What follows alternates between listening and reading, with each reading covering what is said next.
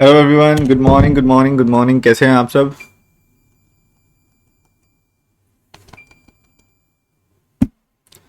क्या हाल चाल? जय श्री राम। गुड मॉर्निंग बच्चों, good morning good morning good morning. क्या आपको मेरी आवाज़ सुनाई दे रही है अच्छे से? Am I audible and visible? Please confirm करेंगे। हर हर महादेव, हर हर Mahadev. Good morning good morning good morning. कैसे हो आप सब? तैयारी कैसी चल रही है?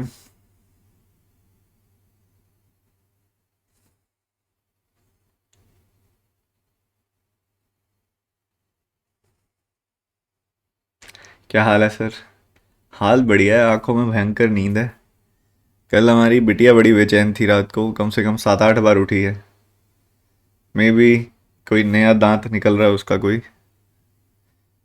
She is into a teething process.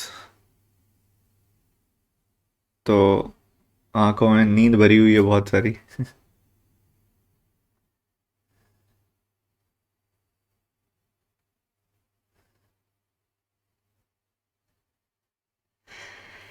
हाँ।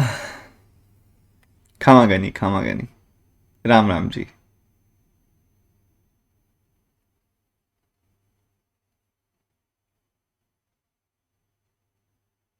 Sir,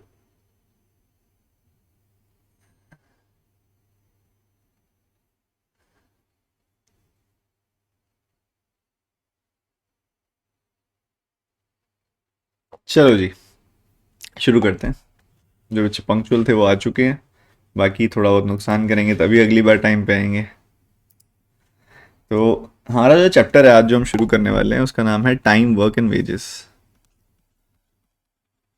time work wages.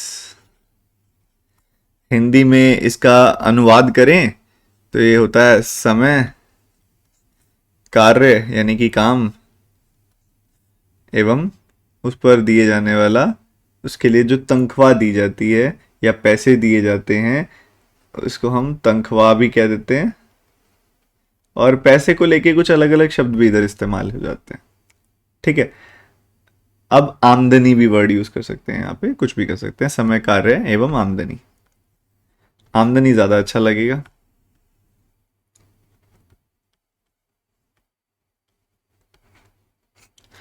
तो टाइम वर्क वेजेस, इस चैप्टर के अंदर बेसिकली हम बातचीत करते हैं टाइम और वर्क के रिलेशन के बारे में कि काम कराया जाना है, लोगों पे किस हिसाब से निर्भर करता है, उनकी एफिशिएंसी पे कैसे डिपेंडेंट है। और कुछ लोग काम करते हैं मिलके काम कैसे करते हैं, और जब वो अलग अलग काम करते हैं तो क्या इफेक्ट आता है, जब वो इकट्ठे आके काम करते हैं यूनिटी में कितनी स्ट्रेंथ है वो ये दिखाता है कि मिलकर आते हैं तो काम कितना जल्दी खत्म हो जाता है। और जब लोग काम करते हैं तो उन्हें उसके हिसाब से आमदनी दी जाती है, उन्हें उस हिसाब से उसकी सैलरी दी जाती है। तो ये सब चीज़ें हम इसके अंदर बहुत अच्छे से डिस्कस करने वाले हैं। चैप्टर का नाम है time work and wages. Time work and wages, समय, कार्य एवं आमदनी। अब इस चैप्टर के अंदर हमें सबसे पहले कुछ इंपॉर्टेंट टर्म्स को समझना है। ठीक है। जैसे कि टाइम। अब टाइम आप अपनी घड़ियों में देखते ही हो। यहाँ पे थोड़ा सा टाइम का मतलब अलग तरीके से है कि किस कॉन्टेक्स्ट में टाइम दिया जाता है। टाइम का बेसिकली यहाँ मतलब होता है time required to finish a certain amount of work. Time required to finish a certain amount of work. भाई कुछ काम फिनिश करना है, उस काम को फिनिश करने के लिए समय कितना लगता है। तो इसके एग्जांपल के तौर पे हम कह सकते हैं कि A can finish a work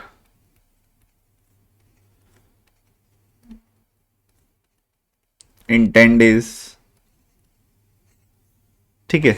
या फिर P can finish a work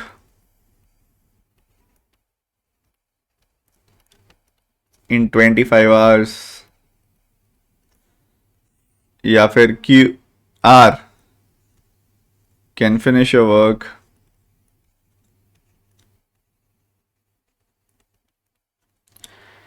in 30 minutes. तो यहां पे जब हम बात कर रहे हैं, यहां पे हर बार एक स्पेसिफिक तरह के वर्क की बात हो रही है कि कोई काम किया जा रहा है, कोई काम किया जा रहा है, उस काम को करने में लगने वाला समय जो है वो और आपको बताया जा रहा है यहाँ पे। वो समय ज़रूरी नहीं है कि डेज में ही हो सकता है, वो समय डेज में, वीक्स में, ईयर्स में, कैसे भी हो सकता है। डेज में हो सकता है, वीक्स में हो सकता है, ईयर्स में हो सकता है, आवर्स में हो सकता है, मिनट्स में हो सकता है, सेकंड्स में हो सकता है, कोई भी टाइम की यूनिट का इस्तेमाल किया जा सकता है। पर एक सवाल में एक ही तरह की यूनिट को हम लेके चलते हैं। अगर डेज ले रहे हैं तो हम सारी यूनिट्स को डेज में कन्वर्ट करके चलते हैं, हम आवर्स ले रहे होते हैं सारी यूनिट्स को आवर्स में कन्वर्ट करके चल रहे होते हैं। तो एक सवाल में एक ही तरह की यूनिट कंसिडर करते हैं, बट मल्टीपल क्वेश्चंस में अलग अलग यूनिट हो सकती है। हम डेज में भी बात कर सकते हैं, हम आवर्स में भी बात कर सकते हैं, मिनट्स में भी बात कर सकते हैं। और ये वर्क क्या होता है? वर्क कुछ भी हो सकता है बेटा, वर्क कुछ भी हो सकता है। वर्क को लेकर हम बेसिकली कोई भी हम चीज ले सकते हैं।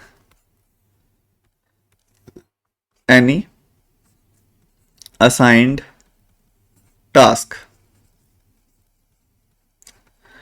Is known as work. वो आपको क्वेश्चंस में बड़ा रेयरली बताता है कि वर्क क्या है, वो बस बात काम चला जाता है ये कह के कि he can complete a work इन इतने दिन। वो बस वर्क का नाम यूज कर लेता है, बस वो जैसे यहां पे लिखा ना उसने, सीधा सीधा वर्क लिख देता है, सीधा सीधा वर्क लिख देता है। वो बताता नहीं है वर्क कौन सा, किस चीज का वर्क, कैसे वर्क ना, बस वो बोलता है he can finish a work in 10 days। कई बार कुछ कुछ सवालों में वो बोल देता है वर्क का मतलब या टास्क का मतलब क्या है, क्रिएटिंग एन असाइनमेंट, कोई असाइनमेंट बनाना हो। आप सबने स्कूल असाइनमेंट्स बनाए हैं, कॉलेज असाइनमेंट्स बनाए हैं, अकेले बैठ के बनाते थे तो बहुत ज़्यादा समय लग जाता था। अपने भाई बहन इकट्ठे करके सबको बांट देते थे, 3 पेज तू लिख दे, 4 पेज तू लिख दे, 5 पेज मैं लिख लेता हूँ। मिल के करते थे तो जल्दी काम हो जाता था। तो असाइनमेंट क्रिएट करना वर्क कहलाता है। बॉक्स को मैन्युफैक्चर करना, बॉक्स को मैन्युफैक्चर करना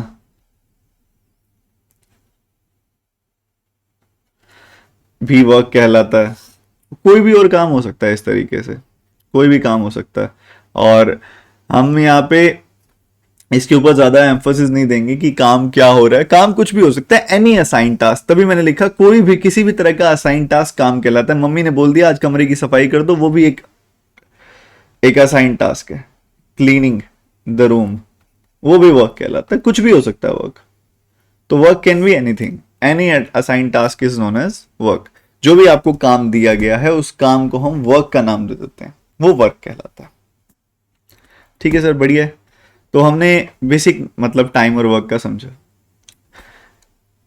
यहां पे आप एक चीज इस पे नोटिस करिएगा, एक रिलेशनशिप की बात करूंगा मैं आपसे। एक टर्म होती है जिसको बोलते हैं एफिशिएंसी, जो इधर बहुत ज्यादा यूज होने वाली है और इसका काम बहुत पड़ता है, इसका मतलब बड़ा आसान होता है। कार्य क्षमता कहते हैं इसे हम, कार्य क्षमता, एफिशिएंसी। ये एफिशिएंसी क्या होती है? एफिशिएंसी क्या होती है? Work completed by a person per unit time is called as efficiency.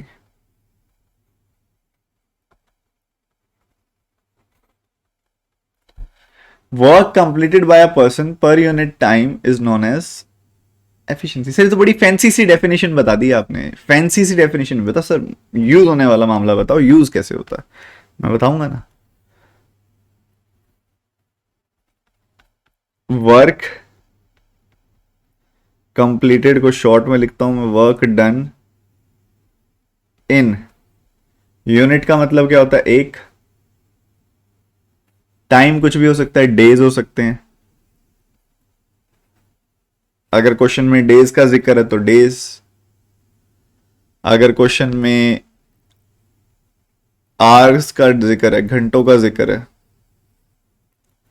तो आवर्स 1 आवर, या फिर अगर क्वेश्चन में मिनट्स का डिस्कशन हो रहा है तो 1 मिनट। तो कुछ भी हो सकता है क्वेश्चन में जो डेटा दिया हुआ है, क्वेश्चन में जैसा डेटा दिया हुआ है वैसे आगे मूव करेंगे। बेसिकली कोई पर्सन अगर 25 दिन में काम खत्म कर देता है तो वो एक दिन में कितना काम करता है, ये उसकी एफिशिएंसी कहलाती है कि भाई वो एक दिन में कितना काम कर लेगा। वर्क डन इन 1 डे कितना है उसका। अगर कोई पर्सन 40 घंटों में काम पूरा करता है, दूसरा 20 घंटों में काम पूरा करता है, हमने देखना है कि वो 1 घंटे में कितना काम कर लेते हैं। 1 घंटे में कितना काम कर लेते हैं तो वो उसकी एफिशिएंसी कहलाएगी। अगर यही डेटा मिनट्स में दिया गया है तो हम देखेंगे 1 मिनट में कितना काम करता है। घूम फिर के हमने कंसिडर करना है यूनिट। यूनिट का मतलब होता है एक, यूनिटी। यूनिट का मतलब होता है एक, ठीक है। और दूसरा टाइम की कोई भी यूनिट हो, सिचुएशन के हिसाब से, क्वेश्चन के हिसाब से जो भी टाइम की यूनिट यूज हो रही है वो हो गया हमारा टाइम। तो work done in 1 day, 1 hour, 1 minute is known as efficiency, कार्य क्षमता। ये हम कहते हैं, ये हम समझते हैं, ठीक है। यह अगेन एक इंपॉर्टेंट टर्म हो गई,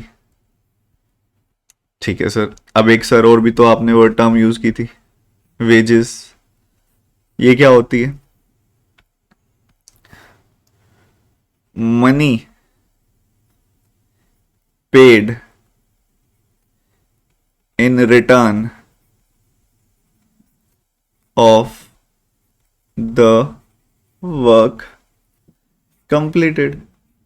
आप सबने कभी ना कभी अपने घर में कोई ना कोई काम करा होगा, कराया होगा, ठीक है। आप मान लीजिए अपने घर में किसी को आप डेली वेज लेबर को किसी को काम देते हैं कि मान लीजिए एक दीवार है उसका रिपेयरिंग करना है, या दीवार बनानी है, या घर बनते देखा होगा आपने किसी का। तो आप देखते हैं ना कि भी उसने कितने दिन, कितने डेली, कितने उसने काम किया। तो देखा भी 5 दिन काम किया, उसकी डेली वेजेस मान लो 800 रुपये थी। तो अब 5 दिन काम किया, देखते हो 5 दिन काम किया, 800 रुपये डेली वेजेस हैं उसकी, तो आपने 800 का 5 गुना उसको 4000 रुपये पे कर दिए। तो वो मनी पेड, हम पैसा किसके अगेंस्ट देते हैं, किसके रिटर्न में देते हैं? पैसा काम के रिटर्न में देते हैं। तो जो वेजेस होती है ना, वो वेजेस होती हैं काम के रिटर्न में। जो जितना काम करता है उसको उतना पैसा मिलता है, जो जितना काम करता है उसको उतना पैसा मिलता है। वेजेस का तो सिंपल सा रूल होता है कि money paid in return of the work completed. जो भी उसने काम किया, जो भी एक पर्सन स्पेसिफिक ने काम किया, 3 लोग मिलकर काम कर रहे थे, तीनों ने, जिसने ज्यादा काम किया उसको ज्यादा पैसा मिलेगा, जिसने कम किया काम किया उसको कम पैसा मिलेगा। बेसिकली पैसा बांटा जाता है वर्क के हिसाब से, और ये इनको वेजेस कहलाते हैं। जो ज्यादा काम करेगा उसको ज्यादा पैसा दे देते हैं, जो कम काम करेगा उसको कम पैसा दे देते हैं, और ये सब चीजें हम डिसाइड कर लेते हैं सिचुएशन के हिसाब से। वो मैं आगे आगे सिखाऊंगा आपको वेजेस निकालनी, तब बताऊंगा। अभी एक बेसिक अंडरस्टैंडिंग के लेवल पे हम ये बात समझने लगे हैं। अब उसके बाद अगले पॉइंट पे मूव करते हैं। कोई पर्सन एक दिन में कितना काम करता है उसको क्या बोलते हैं? अभी बताया मैंने थोड़ी सी पिछली 2 स्लाइड्स पीछे कि कोई पर्सन एक दिन में कितना काम करता है। मन में बोलो, चिल्ला चिल्ला के मन में बोलो कि कोई पर्सन एक दिन में कितना काम करता है, उसको क्या बोलते हैं? कोई पर्सन एक दिन में कितना काम करता है उसको क्या बोलते हैं? एफिशिएंसी। क्या बोलते हैं बेटा? एफिशिएंसी। कोई पर्सन एक दिन में कितना काम करता है उसको बोलते हैं एफिशिएंसी। मतलब मैंने ई लिख दिया तो बेसिकली मुझे पता लग गया कि एक दिन का कितना काम है। ये बेसिकली क्या है लिख दिया जो मैंने, ये है एक दिन का काम, या फिर मैं एक दिन यूज कर रहा हूं। इट कैन बी 1 घंटे का काम, इट कैन बी 1 मिनट का काम, इट कैन बी 1 हफ्ते का काम। एक होना चाहिए बस सिचुएशन के हिसाब से। सबसे ज्यादा डेज में क्वेश्चन आते हैं तो मैंने डेज वर्ड यूज कर लिया। तो ये बेसिकली 1 डे वर्क है। एक स्लैश लगा के आर भी लिख देता हूं ताकि कंफ्यूजन ना हो, ठीक है। ये एक दिन में होने वाला काम दर्शा रहा है, जो ये ई लिखा हुआ है। जो ये ई लिखा हुआ है वो एक दिन में होने वाला काम दर्शा रहा है।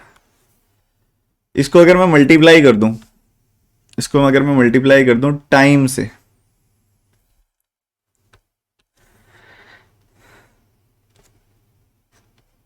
Time for which the person worked. मुझे पता है मैं एक्सट्रीमली छोटा लिख रहा हूं, बट उसका पर्पज है कोई, मैं पढ़ के बता दूंगा क्या लिखा हुआ। ये दिखा रहा है कि एक दिन में कितना काम हुआ है, ये दिखा रहा है कि कितने दिन काम हुआ है, ये दिखा रहा है कि एक दिन में कितना काम हुआ है, ये दिखा रहा है कितने दिन काम हुआ है। एक दिन में जितना काम हुआ है उसको अगर मैं मल्टीप्लाई कर दूं कि कितने दिनों में काम हुआ है जाके, मान लो एक दिन में कोई 4 डब्बे बनाता है और उसने 10 दिनों तक काम किया, तो 40 डब्बे बन गए होंगे। कोई एक दिन में 4 डब्बे फॉर्म करता है, 4 डब्बे क्रिएट करता है कोई एक दिन में कोई 4 डब्बे बनाता है और 10 दिन तक बनाता रहता है, तो 40 डब्बे बना दिए उसने। तो आपको बेसिकली मल्टीप्लाई करके क्या पता लग गया, आपको बेसिकली मल्टीप्लाई करके पता लग गया टोटल वर्क। तो ये बड़ा ही इंपॉर्टेंट रिलेशन है जो यूज होता है, बड़ा ही इंपॉर्टेंट रिलेशन है जो ये यूज होता है कि वर्क जो होता है वो एफिशिएंसी इनटू टाइम करके आता है। वर्क जो होता है, वर्क अगर आपने निकालना हो तो एफिशिएंसी इनटू टाइम करते हैं, तो वर्क निकल आता है। सही बात है सर, बहुत बढ़िया बात बताई आपने, बहुत जरूरी बात बताई। अब इसके अंदर मैं आपको 3 अलग अलग सिचुएशन बताऊंगा। When work is same in different cases, when efficiency is same in different cases,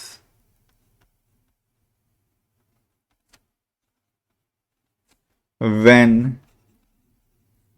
time is same in different cases।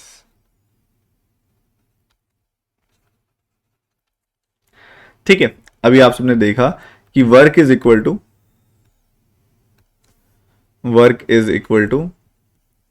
Efficiency into time, work is equal to efficiency into time. मान लो एक situation है, work is equal to efficiency into time, मतलब किसी person की मान लो efficiency है E1 और टाइम लगता है उसको T1। किसी पर्सन की एफिशिएंसी है V1 और उसको टाइम लगता है T1, और किसी दूसरे पर्सन की एफिशिएंसी है E2, उसको टाइम लगता है T2, पर वो काम सेम करते हैं, दोनों मिलके काम सेम ही कर रहे हैं। एग्जाम्पल के तौर पे बताऊं, एग्जाम्पल के तौर पे मान लो एक बंदा है जो 4 डब्बे बनाता है और 10 दिन तक बनाता है, दूसरी तरफ एक पर्सन है, ये 4 डब्बे बनाता है, 10 दिन तक बनाता है, 40 डब्बे बन गए। ये 8 डब्बे बनाता है, 5 दिन तक बनाता है, बन तो इसके भी 40 डब्बे गए। ये 4 डब्बे बनाता है, 10 दिन तक बनाता है, ये 8 डब्बे बनाता है और 5 दिन तक बनाता है, तो 40-40 डब्बे हो गए। तो लेफ्ट हैंड साइड दोनों के बराबर हैं, देखो लेफ्ट हैंड साइड दोनों के बराबर हैं, तो राइट हैंड साइड भी बराबर होंगे। Means E1 into T1 is equal to E2 into T2। तो ये आ गया E1 by E2 is equal to T2 by T1। E1 by E2 is equal to T2 by T1 सबसे ज्यादा use होने वाला केस है ये, सबसे ज्यादा यूज होने वाला केस। बाकी जो 2 केस हैं वो मतलब 10 में से 5 बार ये वाला केस यूज होता है, बाकी टाइम पे 2 बार 3 बार ये वाला केस यूज होता होगा क्वेश्चंस जब बनते हैं, मतलब 10 में से 5 बार ये वाला केस यूज होता है जो मैंने सबसे पहला बताया। ये आपको क्या बोल रहा है, ये आपको बोल रहा है कि टाइम की रेशो से उल्टी रेशो होती है एफिशिएंसी की, वो ये आपको ऐसा बोल रहा है। क्योंकि देखो 1 के सामने 2 है, 2 के सामने 1 है, उल्टा है, रेसिप्रोकल है, रेसिप्रोकल है। 1 के सामने 2 है, 2 के सामने 1 है, रेसिप्रोकल है। नोटिस करा आपने ये चीज? ऐसा नहीं है कि E1 के सामने T1 लिखा हुआ है या E2 के सामने T2 लिखा हुआ है। अगर E1 के सामने T1 लिखा होता या E2 के सामने T2 लिखा होता तो मैं बोलता सेम एफिशिएंसी है, जैसा आप अभी सेकंड और थर्ड केस में देखोगे। यहां पे क्या लिखा हुआ है, E1 के सामने T2 लिखा हुआ है, E2 के सामने T1 लिखा हुआ है। प्रैक्टिकल बताऊं बात, प्रैक्टिकल बताऊं, मान लो आपके सामने दो डेली वेज लेबरर मिस्त्री बैठे हैं दो सामने, यहां पे मजदूर बैठे हैं दो सामने। एक बंदा, आपने दोनों को काम दे दिया कि तूने भी 100 ईंटें लगानी है, तूने भी 100 ईंटें लगानी है। दोनों को काम दे दिया कि तूने भी 100 ईंटें लगानी है, तूने भी 100 ईंटें लगानी है। पहला पर्सन 1 घंटे में 10 ईंटें लगाता है, तो कितनी देर में काम खत्म हो जाएगा उसका? 10 घंटों में काम खत्म हो जाएगा। भाई 10 ईंटें लगाता था, 10 घंटों में काम खत्म कर लिया, 10 10 100। दूसरा बंदा जो था वो 20 ईंटें लगाता था 1 घंटे में, तो 100/20 5 घंटों में काम खत्म कर लेगा। अब 10 घंटे वाले को 10 ईंटें लगाता था, जो उसको 10 घंटे लग रहे हैं।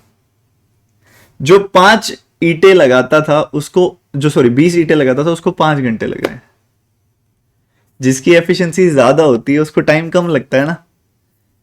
जिसकी एफिशिएंसी ज्यादा है, देखो जो 20 ईंटें लगा रहा है उसको 5 ही घंटे लग रहे हैं, जो 10 ईंटें लगा रहा है उसको 10 घंटे लग रहे हैं। जिसकी एफिशिएंसी ज्यादा उसका टाइम कम, जिसकी एफिशिएंसी कम उसका टाइम ज्यादा। तो उल्टा है ना रिलेशन।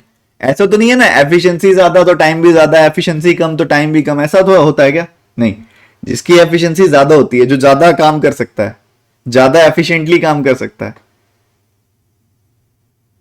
उसको टाइम कम लगता है। जो कम एफिशिएंटली काम करता है उसको टाइम ज्यादा लगता है। उल्टा रिलेशन होता है, इसलिए ये रेशो भी उल्टी आई है। मैं तुम्हें सारी चीजें प्रूव करके दिखाऊंगा, अभी टेंशन मत लो। अब वैसे ही मान लो यहां पे एक सिचुएशन रख दी हमने कि हम जानते हैं कि work is equal to efficiency into time होता है। एफिशिएंसी की बात करूं अगर, तो एफिशिएंसी क्या होता है? Work by time. दूसरा केस कोई लूं मैं, एफिशिएंसी क्या होता है? Work by time. अब मान लो एक ही बंदा है, अब उस पर्सन की तो सेम ही एफिशिएंसी है। मान लो एक ही मजदूर है, उसको पता है वो 1 घंटे में 10 ईंटें लगा सकता है। उसको दो अलग अलग प्रोजेक्ट्स में डाल दिया तुमने। किसी में वर्क W1 वर्क है, T1 टाइम लगता है, W2 वर्क है, T2 टाइम लगता है। अब अगर एफिशिएंसी उसकी बराबर है, क्योंकि मान लो मैं सेम वर्कर की बात कर रहा हूं, उसकी एफिशिएंसी बराबर है, तो क्या होगा? W1/T1 is equal to W2/T2, यानी कि W1/W2 is equal to T1/T2। देखो सिंपल सी बात है, 1 के सामने 1, 2 के सामने 2। मतलब इसका क्या हुआ? मान लो एक एक बंदा है, उसको तुमने दो अलग अलग साइट पे काम पे लगाया हुआ है, दो अलग अलग साइट पे लगाया हुआ है काम पे। उसकी एफिशिएंसी सेम है, मान लो सेम पर्सन है, उसकी एफिशिएंसी सेम होगी, वो एक जैसा काम करता होगा। अब W1/W2 is equal to T1/T2 का क्या मतलब है? जो काम ज्यादा होगा उसमें ज्यादा समय लगेगा, जो काम कम होगा उसमें कम समय लगेगा। भाई अगर एक साइट पे काम ज्यादा है तो उसको ज्यादा समय लगेगा वहां पे, दूसरी साइट पे काम कम है तो उसको कम समय लगेगा। तो डायरेक्ट प्रोपोर्शन है भाई, ज्यादा काम तो ज्यादा समय, कम काम तो कम समय, इसलिए ये डायरेक्ट प्रोपोर्शनैलिटी आती है। सेम आप देखोगे इसमें भी डायरेक्ट प्रोपोर्शनैलिटी आएगी आप सबके सामने। आप जानते हो W is equal to efficiency into time, तो यहां से टाइम क्या निकल गया? टाइम निकल के आया वर्क बाय एफिशिएंसी। टाइम निकल के आया वर्क बाय एफिशिएंसी। तो टाइम अगर बराबर है,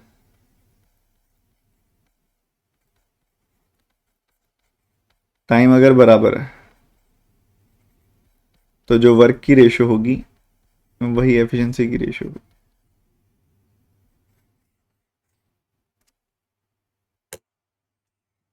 अब इसका मतलब मैं आपको बताता हूं, ये इस वाले केस का टाइम बराबर कैसे आप इमेजिन कर सकते हो। मान लो आपके सामने ना दो पर्सन बैठे हैं, उन लोगों से आपने काम करवाना है। आपने दोनों को बोला मैं दोनों को दूंगा 5-5 घंटे, 5 घंटे तुझे दिए, 5 घंटे तुझे दिए। टाइम सेम होने का यही तो मतलब है, मैंने दोनों के लिए टाइम सेम कर दिया, दोनों के लिए टाइम कांस्टेंट कर दिया। मैंने बोला तुझे भी 5 घंटे दूंगा, तुझे भी 5 घंटे दूंगा, दोनों काम पे लग जाओ। अब ये रेशियो हमें क्या बोल रही है? ये रेशियो में बोल रही है कि भैया 1 के सामने 1 है, 2 के सामने 2 है। मतलब जिसकी एफिशिएंसी ज्यादा होगी वो काम भी ज्यादा करेगा, जिसकी एफिशिएंसी कम होगी वो काम भी कम करेगा। अब दो लोग हैं, आपने दोनों को बोल दिया, दोनों के पास बराबर टाइम है, 5-5 घंटे हैं दोनों के पास। एग्जाम्पल के लिए बोल दिया मैंने 5-5 घंटे, दोनों को बोल दिया तुम दोनों के पास 5-5 घंटे हैं, लग जाओ काम पे। तो जिसकी एफिशिएंसी ज्यादा होगी वो ज्यादा काम करेगा, जिसकी एफिशिएंसी कम होगी वो कम काम करेगा। Direct proportion. तो W1 E1 के सामने, W2 E2 के सामने बराबर हो गया। अब मैं तुम्हें जो ये दोनों तीनों बातें बताई हैं, ये मैं प्रूव करके दिखाता हूं। When work is same, when work is same, तो मैंने एग्जांपल ले लिया कि जो वर्क है ना, वर्क वो 200 यूनिट है, 200 यूनिट वर्क है, और मैं यहां पे ए की बात कर रहा हूं, यहां पे बी की बात कर रहा हूं, ए की बात कर रहा हूं, बी की बात कर रहा हूं, एफिशिएंसी इनटू टाइम। तो मेरे को एक बात बताओ, मान लो पहले वाले बंदे की जो एफिशिएंसी है वो 8 है, तो उसको कितना समय लगेगा? 200/8 यानी कि 25 दिन लगेंगे काम करने में, है ना? सही बात है, सही बात है, बिल्कुल सही बात है। और वहीं मान लो एक पर्सन है, इसकी एफिशिएंसी 10 है, तो उसको 20 दिन लगेंगे काम करने में, ये भी ठीक बात है भाई। एफिशिएंसी 10 है तो 200/10 20 दिन लगेंगे उसको काम करने में। जरा एफिशिएंसी की रेशो देखना क्या आ रही है, एफिशिएंसी की रेशो देखना क्या आ रही है, एफिशिएंसी की रेशो देखना क्या आ रही है, 8:10, यानी कि 4:5, है ना? और जरा टाइम की रेशो देखना क्या आ रही है, 25:20, 5 और 4। क्या आप समझ गए खेल क्या है? टाइम की रेशो का रेसिप्रोकल होती है एफिशिएंसी की रेशो, एफिशिएंसी की रेशो का रेसिप्रोकल होती है टाइम की रेशो जब वर्क सेम होता है। अब मैं कह रहा हूं पूरे चैप्टर में सबसे ज्यादा यूज ही यही कॉन्सेप्ट होने वाला है जो मैंने अब बनाया आपके सामने, कि जब वर्क सेम रहता है, जब वर्क एक जैसा रहता है, जब वर्क बराबर रहता है, तब टाइम की रेशो का उल्टा होता है एफिशिएंसी की रेशो। टाइम की रेशो की उल्टी होती है एफिशिएंसी की रेशो। मैंने हेंस प्रूव कर दिया तुम्हारे सामने। मैंने इमेजिन कर लिया कि 200 यूनिट काम है, मैंने इमेजिन कर लिया 200 यूनिट काम है, और अगर 200 यूनिट काम है तो उसके तहत मान लो एक बंदा 8 यूनिट काम करता है, तो 200/8 उसको 25 दिन लगेंगे। एक दिन में मान लो 8 यूनिट काम करता है तो 200/8 उसको 25 दिन लगेंगे। और दूसरा पर्सन जो है वो 10 यूनिट काम करता है, तो 200/10 उसको 20 दिन लगेंगे। ठीक है, तो आपने देखा 8-10 की रेशो 4-5 है, 25-20 की रेशो 5-4 है, तो एफिशिएंसी की रेशो से उल्टी है टाइम की रेशो। ठीक है, सिमिलरली मान लो हम आगे मूव करते हैं। हमने दूसरा केस लिया था, when efficiency is same,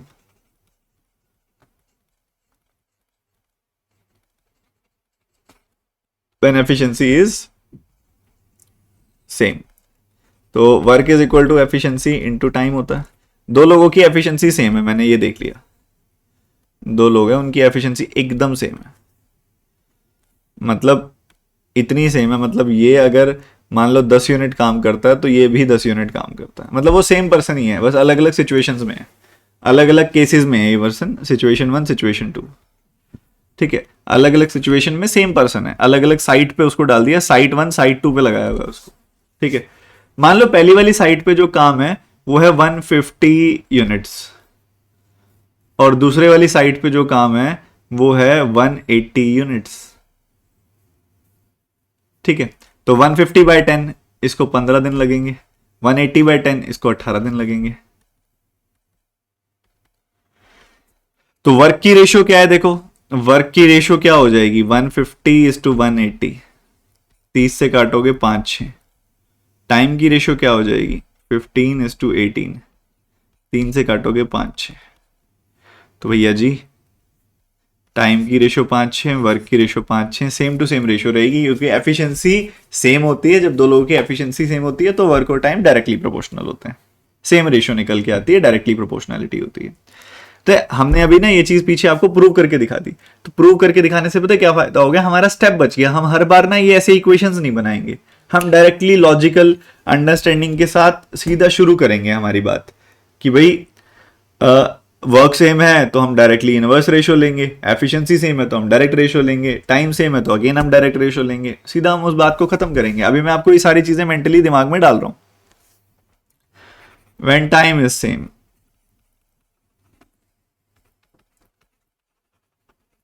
when time is same, हम जानते हैं work is equal to efficiency into time. तो टाइम मान लो दोनों को बोल दिया भाई, जा तुझे भी 30 घंटे दिए, इसको भी 30 घंटे दिए, काम करो। मान लो ये पर्सन पी है, ये पर्सन क्यू है, दोनों को बोल दिया 30-30 घंटे दे दिए तुमको काम करने के लिए, जाओ। पहले वाले का काम जो है वो है 600 यूनिट, इसका काम जो है वो है 150 यूनिट्स। तो 30 से 600 को 30 से डिवाइड करोगे तो तुम्हें मिलेगा 20। 150 को अगर तुम 30 से डिवाइड करोगे तो तुम्हें मिलेगा 5। तो अगर आप देखोगे वर्क की रेशियो क्या है, वर्क की रेशियो है 600/150, यानी कि 4:1 की रेशियो है वर्क की। एफिशिएंसी की रेशियो क्या है, एफिशिएंसी की रेशियो है 20:5,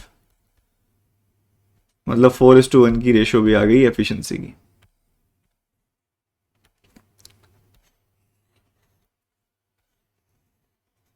फोर इज टू वन की रेशियो आ गई एफिशिएंसी की। ठीक है, थोड़ा सा मेरे पीछे छुप गया, ये देख लो तुम।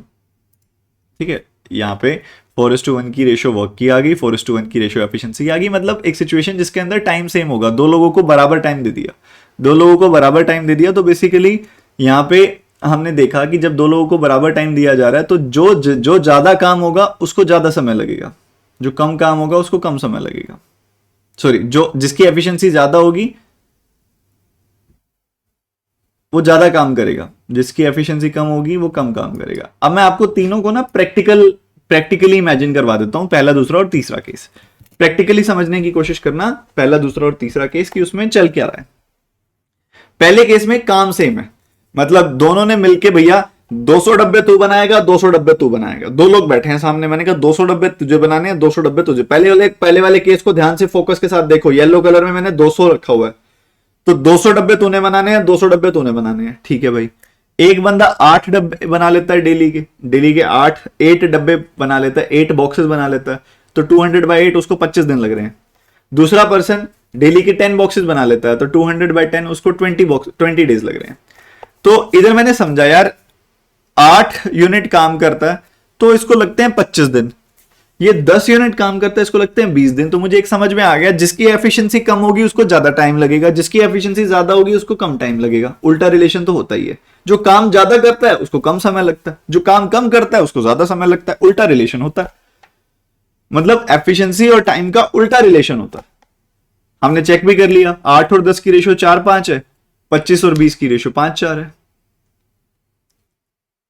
चलो अब दूसरे केस पे आते हैं। दो लोग हैं मान लो, और दोनों कहते हैं हम हैं जी बिल्कुल ट्विंस, हम हैं जुड़वा भाई, हम एक जैसे काम करते हैं। ये भी 10 यूनिट काम करता है, ये भी 10 यूनिट काम करता है, ये भी 10 यूनिट काम करता है, ये भी 10 यूनिट काम करता है। ठीक है, तो पहले वाले बंदे ने 15 घंटे काम किया तो उसके 150 यूनिट काम हो गया। दूसरे वाले बंदे ने 18 घंटे काम किया तो उसका 180 यूनिट काम हो गया। अब जब आप दोनों की एफिशिएंसी बराबर है तो जिसका काम ज्यादा होगा उसको ज्यादा टाइम लगेगा, जिसका काम कम होगा उसको कम टाइम लगेगा। अब पहले वाले सिचुएशन में देखोगे तुम तो 150 यूनिट्स काम था तो उसको 15 घंटे लगे, दूसरे वाले में 180 यूनिट्स काम था तो उसको 18 घंटे लगे। भाई एफिशिएंसी तो बराबर है, जिसको टाइम जो ज्यादा टाइम देगा उसको ज्यादा काम होगा, जो कम टाइम देगा उसको कम काम होगा, जिसका ज्यादा काम होगा उसको ज्यादा टाइम लगेगा, जिसका कम काम होगा उसको कम टाइम लगेगा। तो देख भी रहे हो आप, सेम रेशियो आ रही है, टाइम की भी रेशियो 5-6, वर्क की रेशियो भी 5-6। और जो मेरे ऊपर आप देख पा रहे हो वो है टाइम इज सेम। जब दो लोगों को बोल दिया भाई ऐसा है, मेरे सामने बैठे हैं दो लोग, उन दोनों को बोला कि तेरे पास भी 30 घंटे, तेरे पास भी 30 घंटे, दोनों के पास 30-30 घंटे हैं। एक बंदे की एफिशिएंसी 20 है तो उसने 600 यूनिट काम कर लिया, दूसरे बंदे की एफिशिएंसी 5 है तो उसने 150 यूनिट्स काम किया। तो जिसकी एफिशिएंसी ज्यादा होगी वो ज्यादा काम करेगा, जिसकी एफिशिएंसी कम होगी वो कम काम करेगा, क्योंकि टाइम तो दोनों को एक जैसा दिया हुआ है, टाइम तो दोनों को एक जैसा दिया हुआ है। अब यहां पे इसको करना है, समझना है। देखो वर्क की रेशियो 600-150 है, एफिशिएंसी की रेशियो 20-5 है, दोनों से 4-1 आ रही है। सर इसको याद कैसे रखेंगे सर, मुझे ये नहीं समझ आ रहा। सर याद नहीं रख पाएंगे सर, दिक्कत नहीं हो जाएगी याद नहीं रखेंगे तो मैं तो बताता हूं ना, तुम क्यों टेंशन लेते हो। हाँ तुम जानते हो, तुम एक चीज समझते हो, एक चीज समझते हो तुम कि वर्क जो होता है वो होता है एफिशिएंसी इनटू टाइम। क्या होता है वर्क जो होता है वो क्या होता है, एफिशिएंसी इनटू टाइम।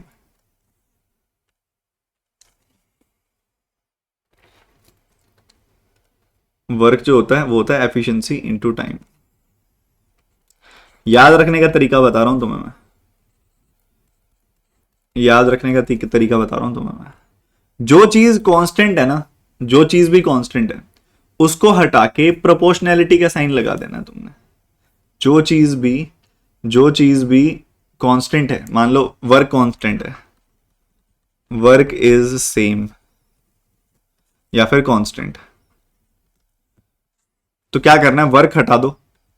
वर्क हटा दिया, या मान लो यहां 1 रह गया, वर्क हटा दिया, यहां पे 1 रह गया, वर्क हटा दिया और वर्क हटा के प्रोपोर्शनैलिटी का साइन लगा दिया। ठीक है, वर्क हटा दिया, प्रोपोर्शनैलिटी का साइन लगा दिया।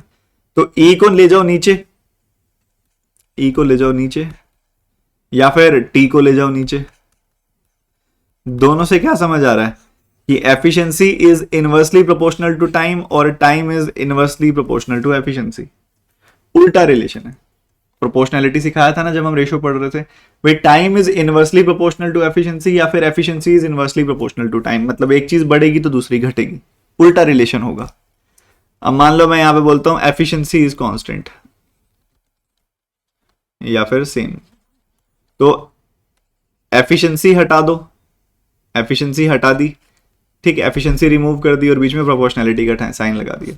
डायरेक्ट प्रोपोर्शन है ये, work is directly proportional to time. जब एफिशिएंसी सेम है मान लो दो केसेस में, तो work is directly proportional to time. Work जो है डायरेक्टली प्रोपोर्शनल है टाइम का, और वर्क अगर डायरेक्टली प्रोपोर्शनल है टाइम का, तो जो वर्क की रेशो वही टाइम की रेशो। सिमिलरली अगर यहां पे बोल दूं मैं टाइम इज कांस्टेंट या फिर टाइम इज सेम, तो टाइम हटा दिया और प्रोपोर्शनैलिटी का साइन लगा दिया, तो work is directly proportional to efficiency. Work is directly proportional to efficiency. Efficiency बढ़ेगी तो वर्क बढ़ेगा, जिसकी एफिशिएंसी ज्यादा उसका वर्क ज्यादा, जो एफिशिएंसी की रेशो वही वर्क की रेशो। तो यहां पे इनवर्स है, तो यहां पे हम बोलते हैं रेसिप्रोकल रेशो आती है। रेसिप्रोकल रेशो आती है, यहां पे सेम रेशो आती है, यहां पे भी सेम रेशो आती है, यहां पे भी सेम रेशो आती है। ठीक है, चलो अब एक बार के लिए बेसिक अंडरस्टैंडिंग हो गई। मैं पहले केस को अब जूम इन करता हूं क्योंकि पहला केस बड़ा इंपॉर्टेंट है और सबसे ज्यादा यूज होता है। Work is equal to efficiency into time if total work is constant. if total work is constant, then efficiency is inversely proportional to time और time is inversely proportional to efficiency। very very very very important case, very very important। जैसे कि मान लो A किसी काम को 24 दिनों में करता है और B उसी काम को 16 दिनों में करता है, तो इनकी एफिशिएंसी की रेशो निकालनी है, क्या आएगी? इनके टाइम की रेशो क्या है? सबसे पहले इनके टाइम की रेशो निकालते हैं। सबसे पहले इनकी टाइम की रेशो निकालें। 24 दिन, 16 दिन, 8 से काटा, 3 2, 3 2 की रेशो आ गई। 8 से काटा, 3 2 की रेशो आ गई। तो एफिशिएंसी की रेशो क्या आ जाएगी? इसका रेसिप्रोकल, 3 का रेसिप्रोकल 1/3, 2 का रेसिप्रोकल 1/2। ठीक है, रेसिप्रोकल। अब उसके बाद क्रॉस मल्टीप्लाई कर दो, क्रॉस मल्टीप्लाई कर दिया तो 2:3 की रेशो, क्रॉस मल्टीप्लाई कर दिया तो 2:3 की रेशो आ गई। तो ये हमने क्या कर लिया, हमें वर्क का पता था और वर्क का पता था, ये पता था कि वर्क का पता था कि वो कांस्टेंट है, और हमें पता था ए किसी काम को 24 दिन में करता है, बी 16 दिनों में करता है। ए किसी काम को 24 दिनों में करता है, बी 16 दिनों में करता है। तो टाइम की रेशो तो 24 और 16, 24 16 यानी कि 3:2 आ गई। तो एफिशिएंसी की रेशो 1/3:1/2 आएगी। ठीक है, एक और एग्जांपल देख लेते हैं। मान लो ए किसी काम को करता है 20 दिनों में, बी किसी काम को करता है 15 दिनों में, और सी उस काम को करता है 10 दिनों में। तो इनकी एफिशिएंसी की रेशो बतानी है आपने, इनकी एफिशिएंसी की रेशो बतानी है आपने। सबसे पहले टाइम की रेशो क्या है? 20 15 10। आपने 5 से काट दिया, 5 से काटा 4 बार, 5 से काटा 3 बार, 5 से काटा 2 बार। टाइम की रेशियो आ गई 4:3:2, तो एफिशिएंसी की रेशियो आ गई 1/4, 1/3, 1/2, ये रेशियो आ गई। तो 1/4, 1/3, 1/2 ये रेशियो आ गई एफिशिएंसी की। अब इसको नॉर्मल फॉर्म में कन्वर्ट करना है आपने, तो आपको पता ही है कैसे किया जाता है। 4:3:2, सबसे कटने वाला नंबर कौन सा होता है? 12, जो 4 से भी कट जाता है, 3 से भी कट जाता है, 2 से भी कट जाता है। तो 12 से गुना कर दो, 12 से गुना कर दिया, 12 से गुना कर दिया, 12 से गुना कर दिया, तो ये हमें मिल गया 3, 4 और 6। 3, 4, 6 मेरी एफिशिएंसी की रेशियो आ गई। एफिशिएंसी की रेशियो हम इस तरीके से तुरंत निकाल सकते हैं। हमें पता है टाइम की रेशियो का रेसिप्रोकल होती है एफिशिएंसी की रेशियो। ठीक है, अब पहले बताओ इतनी बात क्लियर है, फिर मैं आगे मूव करूंगा अपने नेक्स्ट कॉन्सेप्ट पे, नेक्स्ट अंडरस्टैंडिंग पे। ठीक है, आप पहले बताओ इतनी बात सबको क्लियर है जो मैंने अभी तक बताई है?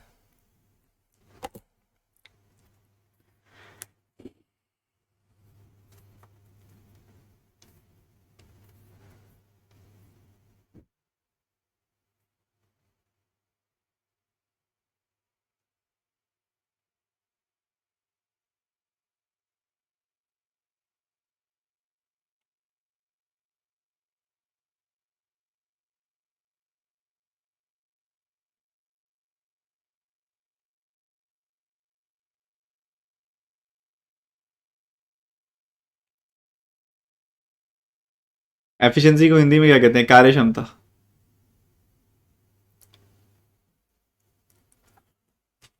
बहुत ही बढ़िया। अब हम आगे मूव करते हैं अपने अगले कॉन्सेप्ट पे, और वो है कॉन्सेप्ट ऑफ एलसीएम। अच्छा, आप में से सब बच्चों को एलसीएम का मतलब पता है? मैं डिटेल में तो बताऊंगा जब नंबर सिस्टम पढ़ेंगे हम, बट एलसीएम का मतलब पता है आपको सबको? एक बार एलसीएम का मतलब बता देता हूं। एलसीएम इस क्वेश्चन, इस चैप्टर में यूज होने वाला है, इसलिए मैं थोड़ा सा बता देता हूं। एलसीएम जिसकी फुल फॉर्म होती है least common multiple. Least common multiple. अब वो समझने के लिए मैं आपको दो अलग अलग सिचुएशंस देता हूं, मल्टीपल्स निकालना सिखाता हूं। सबसे पहले मान लो एक तरफ एक नंबर है 10 और एक तरफ एक नंबर है 15। अगर मैं मल्टीपल्स पूछूं तो मल्टीपल्स कैसे निकलते हैं? 10 into 1, 10 into 1, 10 into 2, 10 into 3, 10 into 4, 10 into 5, 10 into 6, 10 into 7, ऐसे ऐसे करके मल्टीपल निकलते हैं। 10 into 8, 10 into 9, 10 into 10, 10 into 11, 10 into 12, 10 into 13, ऐसे करके ये मल्टीपल्स निकलते हैं। इसको मल्टीपल निकालना कहते हैं, मल्टीपल है एक तरीके से। ऐसे सिमिलरली 15 के multiple 15 into 1, 15 into 2, 15 into 3, 15 into 4, 15 into 5, 15 into 6, 15 into 7, 15 into 8, 15 into 9, 15 into 10, 15 into 11, ऐसे सोन आगे बढ़ते जाएंगे।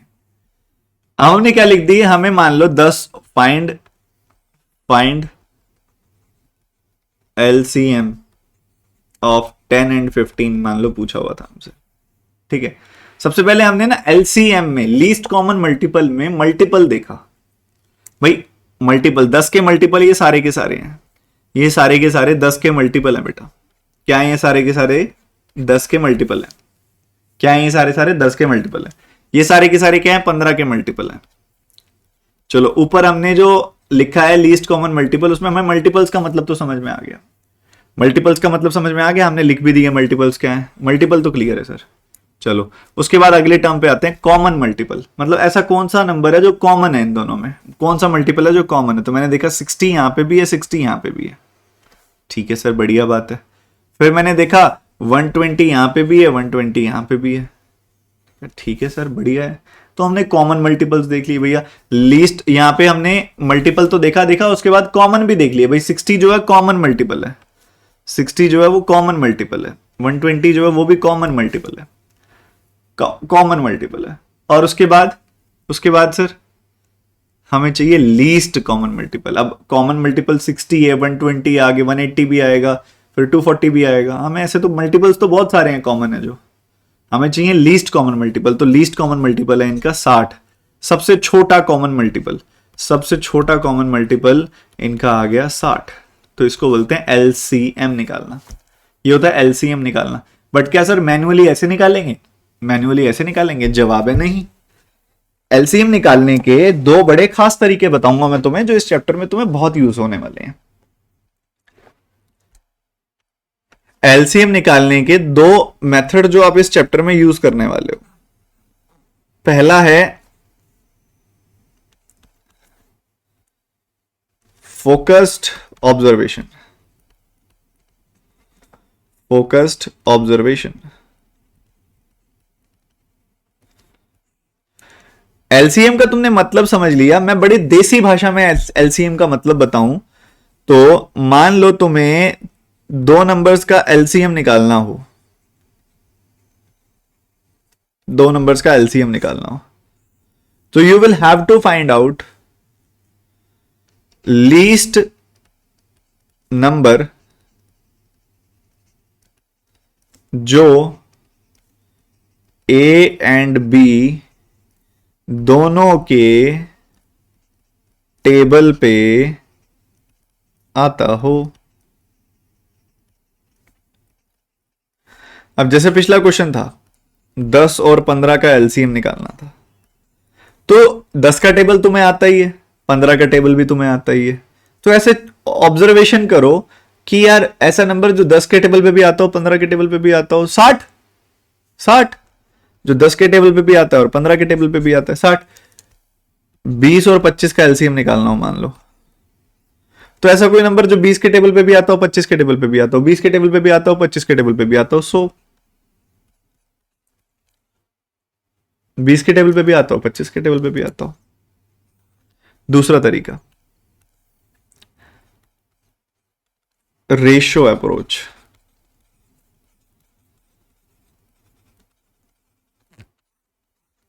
कैसे निकालते हैं देखो, मान लो तुम्हें 10 और 15 का एलसीएम निकालना है, 10 और 15 का एलसीएम निकालना है। दिमाग में सोचो कि इन दोनों की आपस, अरे मैंने क्या गलती से कर दिया यार, सॉरी मेरा ध्यान नहीं था बेटा, माफी चाहूंगा। पिछले क्वेश्चन में क्या हमने ये नहीं देखा क्या? ओहो देखो क्या कर दिया मैंने भी, सॉरी सॉरी सॉरी सॉरी, मेरा ध्यान थोड़ा सा आउट हो गया, मैं नींद पूरी नहीं है ना इसलिए। तो ये 30 तो हमने मिस कर दिया था। मैं सोचूं कि ऐसे कितनी बड़ी गड़बड़ कैसे कर दी, माफी चाहूंगा बेटा, थोड़ी नींद पूरी नहीं है इसलिए मेरे से मिस हो गई ये भी इतनी छोटी सी प्यारी सी चीज। ठीक है एक बार देख लो, दोबारा बता रहा हूं मैं। ठीक है तो माफी चाहूंगा बेटा। तो अभी हमने देखा ये कॉमन मल्टीपल 10 और 15 के जो हैं वो 30 है, 60 है, उसके बाद 90 भी आएगा, 90 भी आएगा,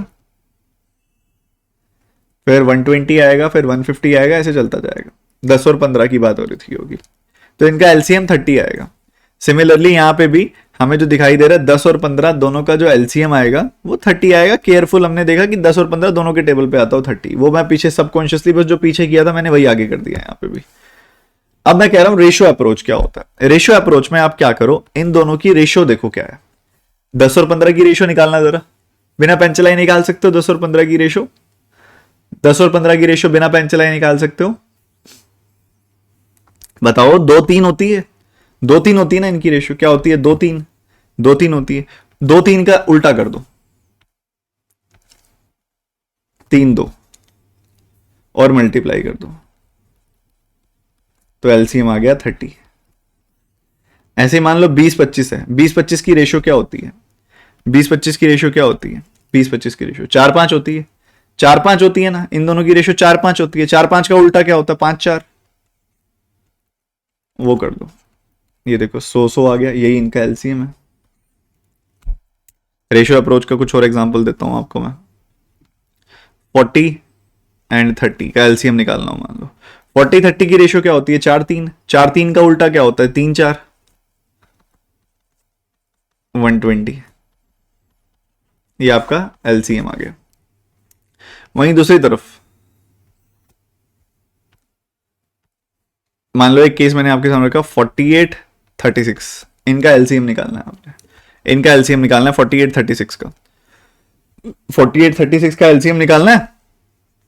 तो इनकी रेशियो क्या होती है, दिमाग में सोचो, 4 3, 12 से काटोगे 4 3 की रेशियो होती है, 12 से काटोगे 4 3 की रेशियो होती है, उल्टा करोगे तो 3 4। तो 48 का 3 गुना कर दो, चाहे 36 का 4 गुना कर दो, 144 ही आता है। उसके बाद आगे बढ़ते हुए मान लो तुम्हें 72 और 108 इनकी एलसीएम निकालना हो, क्या रेशियो होती है, क्या रेशियो होती है, 36 से काटोगे 2 3 की रेशियो आ जाएगी, 36 से काटा 2 3 आ गया, 36 से काटा 2 3 आ गया, रेसिप्रोकल कर दो, 3 2 आ गई वैल्यू, 3 2 आ गई वैल्यू।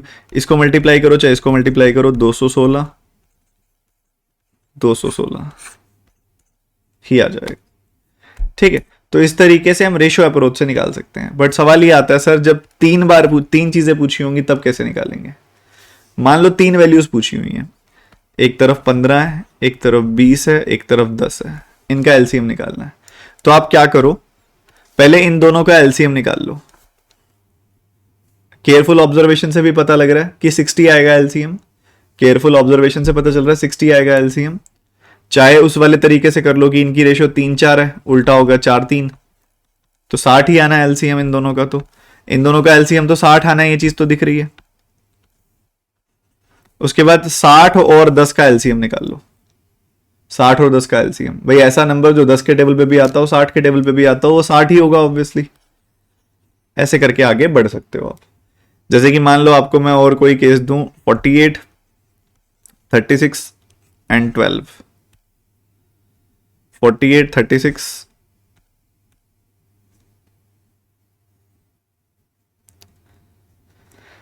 हाँ हाँ, रुको रुको रुको रुको, कुछ इंटरेस्टिंग करते हैं।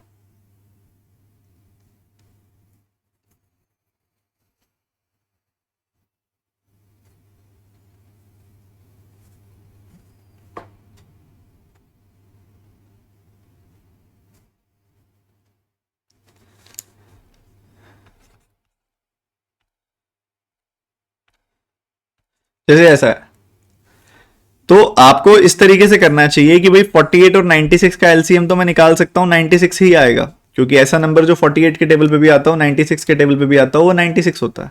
फिर आप देख लो 96 36 का एलसीएम क्या होगा, 96 36 का एलसीएम क्या होगा। 12 से काटा, 12 8 96, 12 3 36, 8 3 की रेशो आ रही है, 8 3 की रेशो आ रही है, 3 8 मल्टीप्लाई कर दिया तो 288 288 288 एलसीएम आ गया।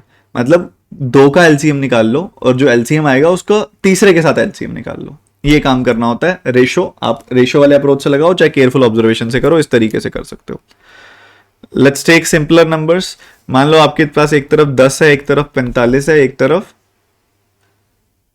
30 है, 30 है या फिर 35 है, ये है आपके पास मान लो।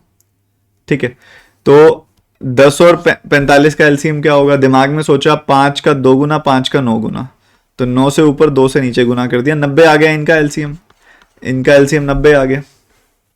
ठीक है, इन दोनों वैल्यूज का एलसीएम जो आ गया वो 90 आ गया।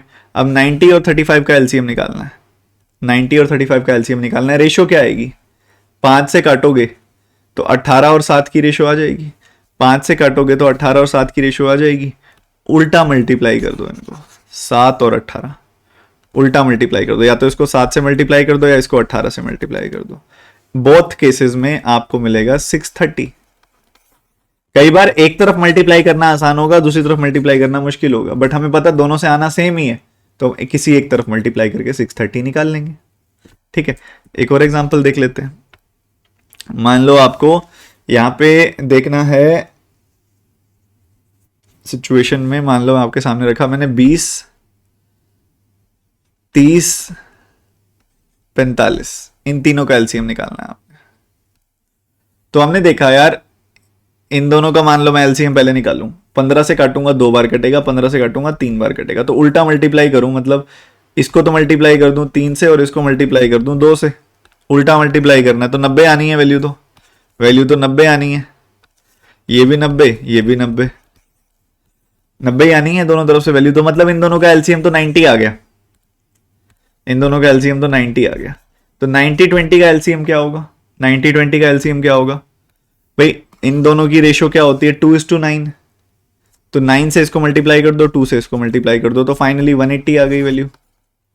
तो ये धीरे धीरे ना तुम्हारा इतनी बार कर लेने के बाद ये चीज इतनी मस्त तरीके से होने लग जाएगी, तुम फटाफट करने लग जाओगे और ऑब्जर्वेशन से ही करने लग जाओगे। ठीक है, क्या इतनी बात क्लियर है सबको? प्लीज कंफर्म करेंगे।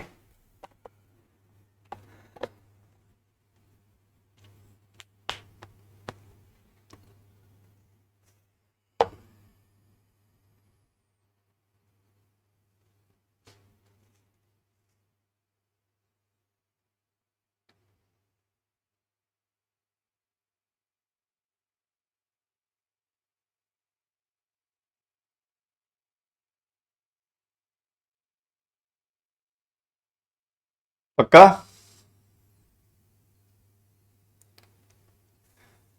बहुत बढ़िया सर, प्रोडक्ट कॉन्स्टेंसी की तरह है ना ये वाला जो पीछे कराया था आपने, बिल्कुल सही पहचाना बेटा, बहुत सही, बिल्कुल सही पहचाना, प्रोडक्ट कॉन्स्टेंसी की तरह है। ऐसी एक सिमिलर चीज टाइम स्पीड एंड डिस्टेंस में भी आएगी, ऐसी एक सिमिलर चीज जो है टाइम स्पीड एंड डिस्टेंस में भी आएगी, जो प्रोडक्ट कॉन्स्टेंसी जैसी होगी, जहां पे हम डिस्टेंस, स्पीड और टाइम के बीच का रिलेशन सीखेंगे। अच्छा, अब सवाल ये पैदा होता है सर कि सर हम क्यों ले रहे हैं ये, मतलब हम क्यों निकालते हैं, हम यहां पे क्यों फाइंड आउट करते हैं, वाई वी फाइंड एलसीएम? क्योंकि ना मान लो एक क्वेश्चन आपके सामने में रखता हूं कि ए किसी काम को 20 दिन में करता है, बी किसी काम को 10 दिन में करता है, सी उसी काम को 30 दिन में करता है। तो जब ये तीनों मिलके काम करेंगे तो कितने दिनों में काम होगा? कई नए नए जो बिल्कुल फ्रेश बच्चे होते हैं वो पता क्या करते हैं कि सर ए करता है 20 दिन में, बी करता है 10 दिन में, सी करता है 30 दिन में, तो जब तीनों मिलके काम करेंगे तो 60 दिन में काम हो जाएगा, है ना सर? कितना इजी क्वेश्चन था, आपने क्या क्वेश्चन पूछ लिया, ये वाला तो बहुत इजी क्वेश्चन है ना? कि ए करता है 20 दिन में, बी करता है 10 दिन में, सी करता है 30 दिन में, तीनों मिलके करेंगे 60 दिन में काम हो जाएगा। नालायकों, जब तीनों लोग मिलके करेंगे तो क्या समय ज्यादा लगेगा? काम तो वही कर रहे हैं ना। मान लो तुमने 100 पेजेस का असाइनमेंट बनाना है, तुम्हें एक असाइनमेंट दिया गया 100 पेजेस का, ठीक है, तुम बैठ के करते हो, ये तुम हो, ये तुम्हारा ब्रदर है, ये तुम्हारा सिस्टर है, तुम तीनों मिलके बैठ के कर रहे हो। जो काम तुम्हें अकेले करना चाहिए था वही काम तुम्हारा ब्रदर सिस्टर तुम्हारे साथ बैठ के कर रहे हैं, तीनों मिलके कर रहे हैं, ठीक है। ये मान लो तुम मान लो 5 पेजेस बनाते हो, तुम्हारा ब्रदर 10 पेजेस बनाता है, तुम्हारी सिस्टर 5 पेजेस बनाती है। तो जब तुम सब मिलके काम करोगे तो 1 घंटे में 20 पेजेस बनेंगे। तुम अकेले करते तो 1 घंटे में सिर्फ 5 पेजेस बन रहे थे, तो 20 घंटों में जाके काम खत्म होता। तुम्हारा ब्रदर अकेला बनाता तो 100 पेजेस बनाने हैं, वो 10 पेजेस बनाता है 1 घंटे में, उसको 10 घंटे लग जाते बनाने में। तुम्हारी सिस्टर अगर करती तो 100/5, उसको 20 घंटे लग जाते काम करने में। अगर तुम तीनों मिलके कर रहे हो तो तुम तीनों मिलके 20 पेजेस लिख पा रहे हो, तो 100/20 यानी कि 5 घंटों में काम खत्म कर लोगे अगर तुम तीनों मिलके करोगे। तो जब तीन लोग जब वहां पे एक अकेला काम करता है तो उसको ज्यादा समय लगता है, जब 2 लोग मिलके काम करते हैं तो उनका समय घट जाता है। कोई काम, मान लो एक दीवार बनानी है, तुम 1 मजदूर लगाओ उसके ऊपर तो उसको ज्यादा टाइम लगेगा। तुमने उसी दीवार पे 2 मजदूर लगा दिए, उसको कम टाइम लगेगा वो दीवार बनने में। तुमने उस दीवार पे 3 मजदूर लगा दिए, अब और कम टाइम लगेगा वो दीवार बनने में। तो ऐसे टाइम जोड़ा नहीं जाता, दिस इज टोटली इनकरेक्ट। क्या चीज जुड़ती है? एफिशिएंसी जुड़ती है। तो एफिशिएंसी निकालने के लिए हम क्या करते हैं, हम यहाँ पे एलसीएम का इस्तेमाल करते हैं। हम ऐसा कोई नंबर ढूंढते हैं जो इन तीनों से कट जाता हो, इन तीनों का मल्टीपल हो। जैसे ए जो है वो 20 दिन में काम करता है, ये 10 दिन में काम करता है, ये 30 दिन में काम करता है। तो हम इन तीनों नंबर्स का ना एलसीएम लेके उसको टोटल वर्क मान लेते हैं। टोटल वर्क हम एज्यूम करते हैं। क्या करते हैं हम? टोटल वर्क मानते हैं। और क्या वैल्यू मानते हैं? एलसीएम मानते हैं हम टोटल वर्क। एलसीएम क्यों मानते हैं? बेसिकली हमें एक ऐसा नंबर चाहिए होता है एक ऐसा नंबर चाहिए होता है जो 20 से भी कट जाए, 10 से भी कट जाए, 30 से भी कट जाए। मतलब 20 का भी मल्टीपल हो, 10 का भी मल्टीपल हो, 30 का भी मल्टीपल हो, मतलब इन तीनों का मल्टीपल हो, मतलब इन तीनों का कॉमन मल्टीपल हो, इन तीनों का कॉमन मल्टीपल हो। बहुत सारे होंगे ना कॉमन मल्टीपल, तो हम ढूंढते हैं लीस्ट कॉमन मल्टीपल हो, लीस्ट कॉमन मल्टीपल हो, ये हम ढूंढते हैं। ठीक है, तो इसलिए हम एलसीएम ढूंढते हैं, उससे ना सॉल्यूशन बड़ा सिंपल हो जाता है। तो टोटल वर्क हमने इन तीनों का एलसीएम मान लिया, 20 और 10 का एलसीएम क्या आएगा, 20। 20 और 30 का एलसीएम क्या आएगा, 60। तो 60 हमारा एलसीएम आ गया। अब टोटल वर्क हमारे पास है, टोटल वर्क हमारे पास है, तो हम वन डे वर्क या फिर जिसको हम एफिशिएंसी कहते हैं वो निकाल सकते हैं। वन डे वर्क या फिर जिसको हम एफिशिएंसी कहते हैं, क्या वो निकाल सकते हैं? हाँ, 60 यूनिट टोटल काम है, जिसको करने के लिए ये 20 दिन लगा देता है। मतलब ये डेली 3 यूनिट काम करता है, डेली 3 यूनिट काम करता है। 60 यूनिट काम है जिसको करने में ये 10 दिन लगा देता है, मतलब डेली 6 यूनिट काम करता है। सही बात है, सही बात है। 60 यूनिट काम है जिसको करने में ये 30 दिन लगा देता है, मतलब डेली 2 यूनिट काम करता है। सही बात है। तो ए जो करता है वो 3 यूनिट काम करता है, बी जो है वो 6 यूनिट काम करता है, सी जो है वो 2 यूनिट काम करता है। ए की तरफ से 3 यूनिट काम हो रहा है, बी की तरफ से 6 यूनिट काम हो रहा है, सी की तरफ से 2 यूनिट काम हो रहा है। तो ये सब मिलके काम करते हैं तो 11 यूनिट काम करते हैं। ये सब मिलके काम कर रहे हैं तो 11 यूनिट काम हो रहा है। ठीक है, इन सब ने मिलके काम किया तो 11 यूनिट काम हो रहा है। ये सब मिलके कर रहे हैं तो 11 यूनिट काम हो रहा है ना बेटा। टोटल काम कितना है, 60 यूनिट। अगर ये मिलके करेंगे, 11 यूनिट काम डेली करेंगे, तो समय कितना लगेगा, 60/11 डेज लगेंगे, जो कि रफली 5 पॉइंट समथिंग डेज होते हैं। ठीक है, 5.55 डेज होते हैं। यहाँ पे 5 बार 55, फिर 5 बार, हाँ जी, ये अपना 4 बार, तो 5.44 डेज होते हैं यहाँ पे। फिर 5.4 डेज होंगे जो इधर लगेंगे अप्रोक्सीमेटली, 5.4 डेज होंगे जो यहाँ अप्रोक्सीमेटली लगने वाले हैं। ठीक है, तो जो काम ये 20 दिन में कर रहा था, ये 10 दिन में, 30 दिन में मिलके कर रहे हैं, तो कम समय लग रहा है। इसलिए यहां पे एलसीएम मेथड इस्तेमाल किया जाता है, एलसीएम लिया जाता है। ठीक है, एलसीएम लेने का पर्पज ये होता है कि हमारे पास एक टोटल वर्क का पता लग जाता है कि टोटल वर्क कितना होगा, उससे हम सॉल्यूशन बड़ा इजीली कर सकते हैं। और अगर वो काफी ट्विस्ट एंड टर्न्स करता है हमारे क्वेश्चन के अंदर, तो हम उसको इजीली समझ पाते हैं, क्योंकि हमारे पास एक डेटा होता है जो टोटल वर्क का होता है। क्वेश्चन में कभी भी टोटल वर्क का डेटा नहीं देता वो, हमें एज्यूम करना पड़ता है अपनी कन्वीनियंस के हिसाब से। और हमारी कन्वीनियंस होती है कोई ऐसा नंबर मानना जो इससे भी कट जाए, इससे भी कट जाए, इससे भी कट जाए, इसका भी मल्टीपल हो, इसका भी मल्टीपल हो, इसका भी मल्टीपल हो, मतलब तीनों का कॉमन मल्टीपल हो। तीनों का कॉमन मल्टीपल हो, पर कॉमन मल्टीपल्स तो बहुत सारे होंगे, तो इसलिए हम ढूंढते हैं छोटे से छोटा कॉमन मल्टीपल हो, मतलब लीस्ट कॉमन मल्टीपल हो, मतलब एलसीएम हो। तो इसलिए हम इनका एलसीएम लेते हैं, वही टोटल वर्क मान लेते हैं। अब 60 मान लिया टोटल वर्क, अब मानने को एक्स वाई डब्ल्यू कुछ भी मान सकते हो हम, पर ऐसा नंबर मानने में फायदा है जिससे हमारा काम आसान होता हो। तो 60/20, 60 यूनिट टोटल काम है जो अकेला ए करता है तो 20 दिन में कर देता है। तो 60/20 डेली वो 3 यूनिट काम करता है। 60 यूनिट काम है जिसको अकेला बी करता है तो 10 दिन में कर देता है, तो 60/10 यानी कि 6 यूनिट काम करता है। 60 यूनिट वर्क है, अगर अकेला सी करता है तो 30 दिनों में कर देता है, तो 60/30 मतलब वो 2 यूनिट काम करता है डेली बेसिस पे। तो अगर ये तीनों लोग मिलके करेंगे तो 3 + 6 + 2 11 यूनिट काम होगा, अगर ये तीनों लोग मिलके करेंगे तो कंबाइंड एफिशिएंसी जो आ जाएगी वो आ जाएगी 11 यूनिट। तीनों लोग मिलके काम करेंगे, तो इसको कुछ ऐसे समझो कि 60 डब्बे बनाने हैं, 60 डब्बे बनाने हैं, ये वर्क है। 60 डब्बे बनाने में ये 20 दिन लेता है, तो डेली 3 डब्बे बनाता होगा। 60 डब्बे बनाने में ये 10 दिन लेता है, तो डेली 6 डब्बे बनाता होगा। 60 डब्बे बनाने के लिए टोटल 30 दिन लेता है, तो डेली 2 डब्बे बनाता होगा। जब ये सारे मिलके बनाएंगे, अपने अपने डब्बे बनाएंगे बैठ के, तो ये 3 डब्बे, ये 6 डब्बे, ये 2 डब्बे बना रहा होगा, तो सारे मिलके 11 डब्बे बना लेंगे। सब मिलके 11 डब्बे बना लेंगे। हमने बनाने हैं 60 डब्बे, 60 डब्बे बनाने एक दिन में ये लोग बना लेते हैं 11 डब्बे, तो डिवाइड किया तो 5.4 दिनों में बना लेंगे। ठीक है, आगे बहुत सीखेंगे हम ये चीज, बड़ा मजा आएगा। ठीक है, एक क्वेश्चन करके दिखाओ, चलो क्वेश्चन करके दिखाओ जल्दी से।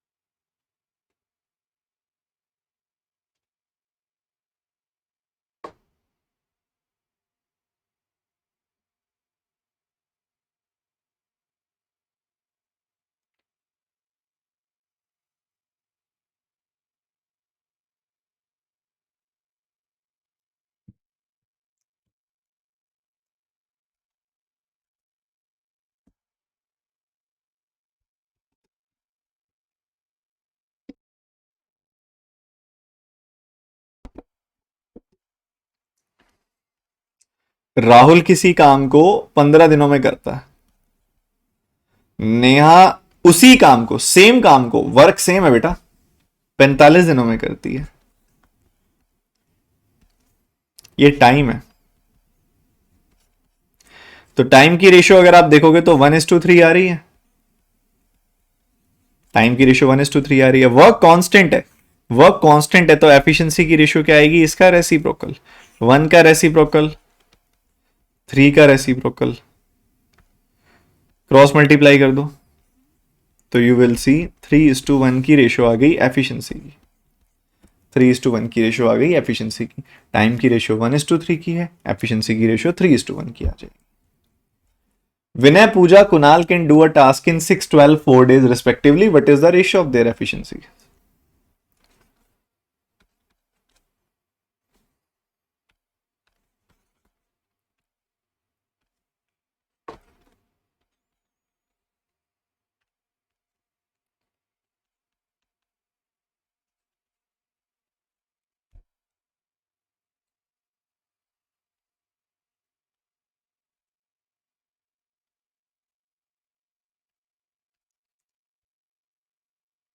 छह, 12, 4 दिन।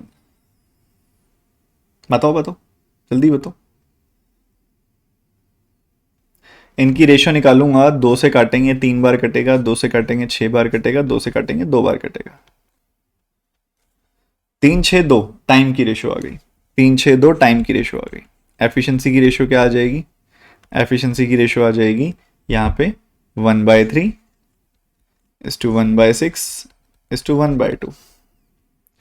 अब ऐसा नंबर जो 3, 6, 2 सबसे कटता हो, जो 3 से भी कट जाए, 6 से भी कट जाए, 2 से भी कट जाए, ऐसा मतलब 3, 6, 2 का एलसीएम ही तो चाहिए। तो मतलब 6 होता है, 3 से कटने वाला नंबर भी, 6 से कटने वाला नंबर भी, 2 से कटने वाला नंबर भी, जो 3 से भी कट जाए, 6 से भी कट जाए, 2 से भी कट जाए, ऐसा नंबर होता है 6। तो 6, 6, 6 से मल्टीप्लाई कर दिया। So you will see 2, 1 and 3। 2 and 3 efficiency की रेशियो आ गई। अच्छा, दोनों सवालों में एक एक तरीका और बताऊं। राहुल काम करता है 15 दिनों में, नेहा काम करती है 45 दिनों में। काम तो सेम ही है, काम सेम है, तो इन दोनों का एलसीएम क्या आ जाएगा? ऐसा नंबर जो 15 के टेबल पे भी आता है और 45 के टेबल पे भी आता है। नालायको, ये तो बता दो। 45 ही ऐसा एक नंबर है जो 15 के टेबल पे भी आता है और 45 के टेबल पे भी आता है, मतलब इनका एलसीएम जो आ गया 45 आ गया। तो 45/15 3 यूनिट काम हो रहा होगा, 45/45 1 यूनिट काम हो रहा होगा। तो एफिशिएंसी की रेशो 3:1 आ गई। यहां से भी आ सकती थी। सिमिलरली यहां पे मैं जानता हूं VPK, ये 6 दिनों में काम कर रहे हैं, 12 दिनों में, ये 4 दिनों में। तो कोई ऐसा नंबर जो 6 से भी कट जाए, 12 से भी कट जाए, 4 से भी कट जाए। कोई ऐसा नंबर सोचो सोचो जो 6 से भी कट जाए, 12 से भी कट जाए, 4 से भी कट जाए। 6 से भी कट जाए, 12 से भी कट जाए, 4 से भी कट जाए। बताओ बताओ। 12, 12 ही तो होता है जो 6 से भी कट जाता है, 12 से भी कट जाता है, 4 से भी कट जाता है। तो 12 टोटल वर्क आ गया। 12 यूनिट काम है, 6 दिनों में हो रहा है, तो डेली 2 यूनिट काम। 12 यूनिट काम है, 12 दिनों में हो रहा है, 12/12 डेली 1 यूनिट काम। 12 यूनिट काम है, 4 दिनों में हो रहा है, तो 12/4 डेली 3 यूनिट काम। तो 2:1:3 की रेशो आ गई। 2:1:3 की रेशो आ गई। ऐसे भी आ सकती है एफिशिएंसी की रेशो। ठीक है, दोनों तरीके ठीक है, बढ़िया है। संजना किसी काम को 20 दिन में करती है, राहुल 10 दिन में करता है, मिताली 5 दिन में करती है। रेशो ऑफ देयर एफिशिएंसी बताइए जल्दी से। संजना, राहुल, मिताली 20 दिन, 10 दिन, 5 दिन।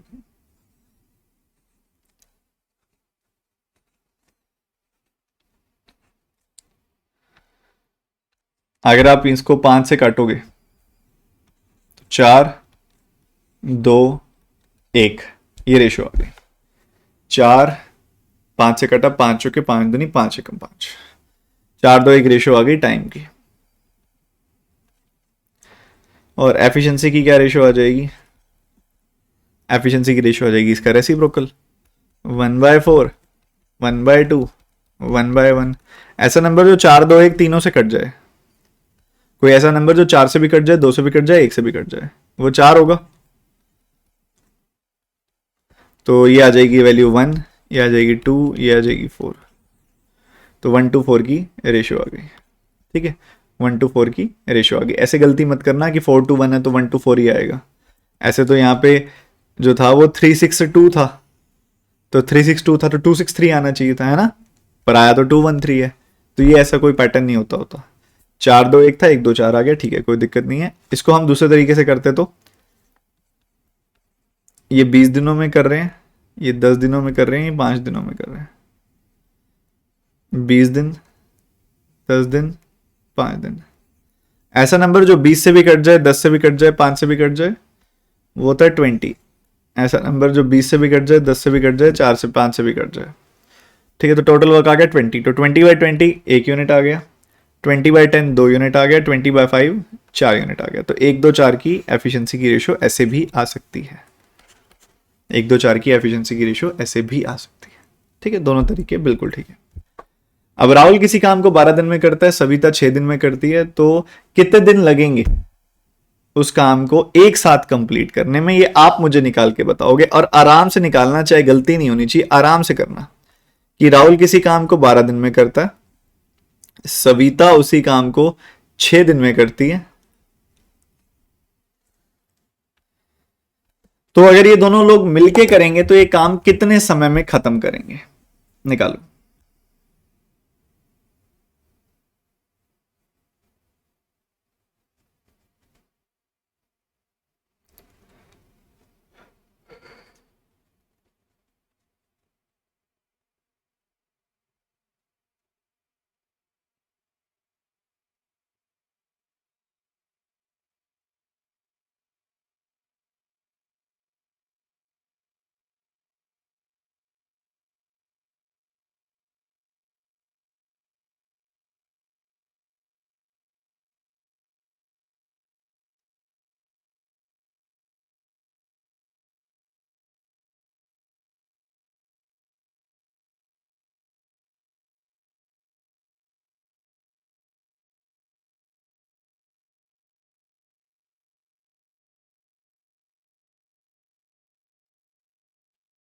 ऐसा नंबर जो 12 और 6 दोनों से कट जाए, 12 और 6 दोनों का एलसीएम 12 ही होगा, तो टोटल वर्क आ गया 12।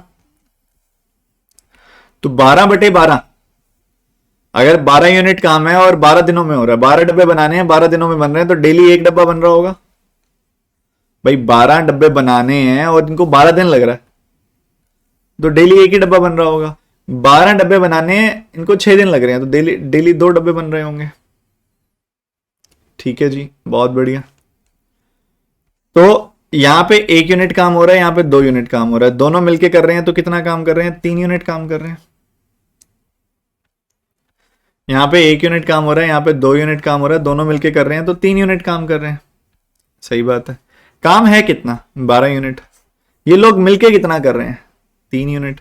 तो कितना समय लग जाएगा, 4 दिन। सिंपल सा, बिल्कुल सिंपल सा सवाल।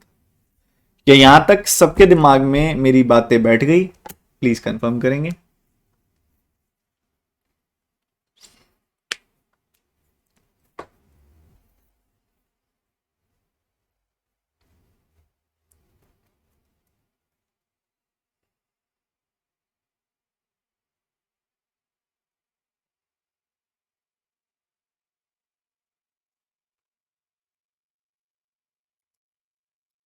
चलो जी,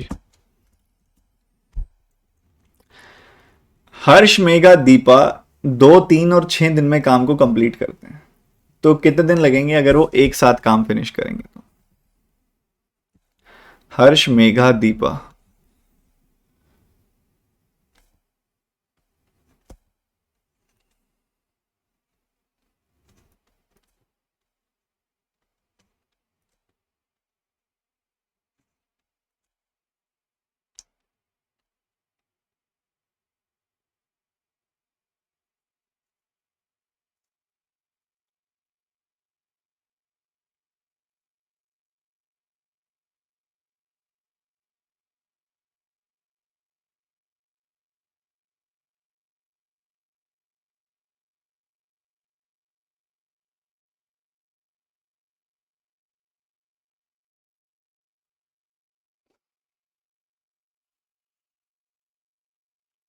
ऐसा नंबर जो 2 3 6 तीनों से कट जाए वो 6 होगा।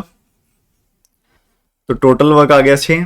6 डब्बे बनाने थे, इसको 2 दिन लगते हैं, मतलब डेली 6/2 3 डब्बे बनाते हैं। 6 डब्बे बनाने थे, इनको 3 दिन लगते हैं, तो डेली 6/3 2 डब्बे बनते हैं।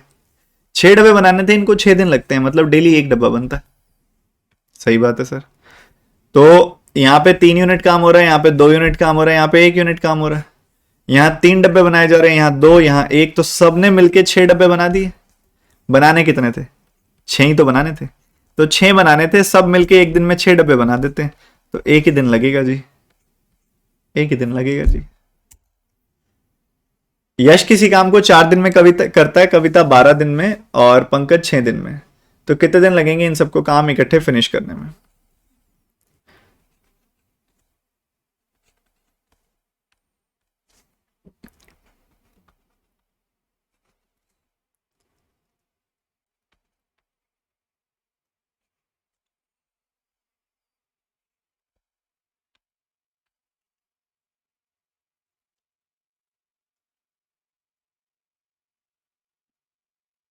चार, 12, 6, तीनों से कटने वाला नंबर क्या होगा? इन तीनों का एलसीएम 12 ही होगा,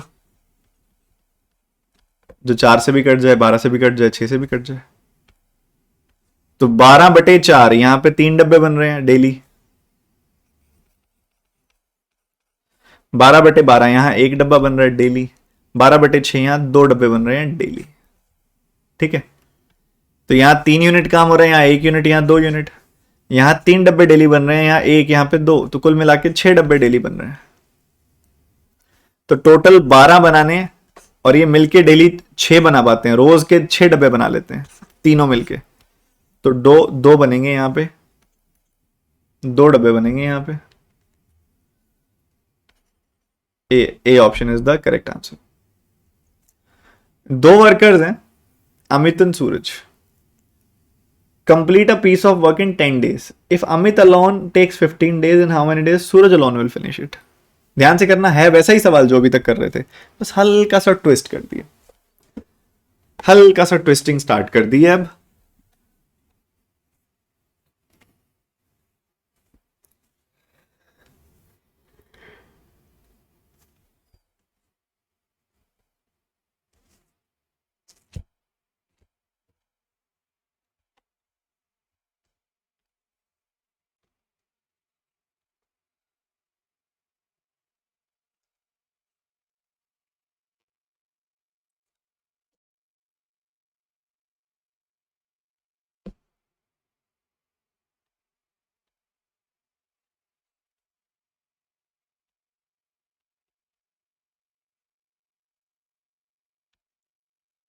अमित और सूरज एक साथ काम करते हैं तो 10 दिनों में खत्म हो जाता है। अमित अकेले काम करता है तो 15 दिन लगते हैं। हमने बात वही करनी है अभी भी, कि 10 और 15 का एलसीएम बताओ क्या आएगा। जो नंबर 10 से भी कट जाए, 15 से भी कट जाए, अभी थोड़ी देर पहले मैंने खुद गलती की थी इसकी, तो 30 आएगा एलसीएम। ठीक है, 30 आएगा एलसीएम। टोटल वर्क जो है 30 है, टोटल वर्क 30 है बेटा। तो 30/10 यहां पे 3 यूनिट काम हो रहा होगा, 30/15 यहां पे 2 यूनिट काम हो रहा होगा। मतलब हम ये बोल सकते हैं, कि अमित और सूरज मिलके 3 यूनिट काम करते हैं, अमित अकेला 2 यूनिट काम करता है। हम ये बोल सकते हैं कि अमित और सूरज मिलके 3 यूनिट काम करते हैं, अमित अकेला 2 यूनिट काम करता है। हम ये बोल सकते हैं ना। अगर हम एफिशिएंसी की बात करें, वन डे वर्क की बात करें, तो अमित और सूरज मिलके 3 यूनिट काम कर रहे हैं। देखो यहां पता चला मुझे, 10 है, 15 है, एलसीएम लिया 30 आया, 30/10 किया 3 आया, 30/15 किया 2 आया। तो अमित और सूरज मिलके 3 यूनिट काम करते हैं, अमित अकेला 2 यूनिट काम करता है। तो इसमें से इसको घटा दिया, इसमें से इसको घटा दिया, तो हम कह सकते हैं घटाते ही ए से ये तो खत्म हो गया। सूरज 3 - 2 1 यूनिट काम करता होगा, सूरज 1 यूनिट काम करता होगा। काम कुल कितना है? 30। तो 30 यूनिट्स टोटल काम है, और सूरज 1 यूनिट काम डेली करता है, तो अगर वो करेगा तो 30 डेज में फिनिश करेगा, 30 डेज में काम फिनिश करेगा। भाई कुल काम 30 यूनिट से सूरज 1 यूनिट करता है। क्यों? क्योंकि अमित और सूरज मिलके 3 यूनिट करते हैं, अमित अकेला 2 यूनिट करता है। अमित और सूरज मिल के 3 यूनिट करते हैं, अमित अकेला 2 यूनिट करता है, तो अमित प्लस सूरज में से अमित घटा दोगे, 3 में से 2 घटा दोगे, 1 यूनिट आ जाएगा, 1 यूनिट आ जाएगा। तो सूरज जो है वो 1 यूनिट काम करता है।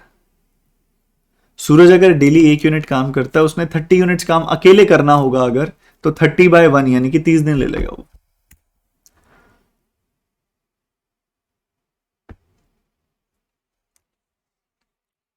सौरभ, ईरा एंड कुणाल, ये लोग मिलके काम को 12 दिन में फिनिश करते हैं, और ईरा एंड कुणाल मिलके इसी काम को 18 दिन में फिनिश करते हैं। हमसे पूछा गया कि सौरभ अकेला करेगा तो कितने समय में करेगा। सौरभ अगर अकेला करने बैठेगा तो ये काम कितने समय में करेगा।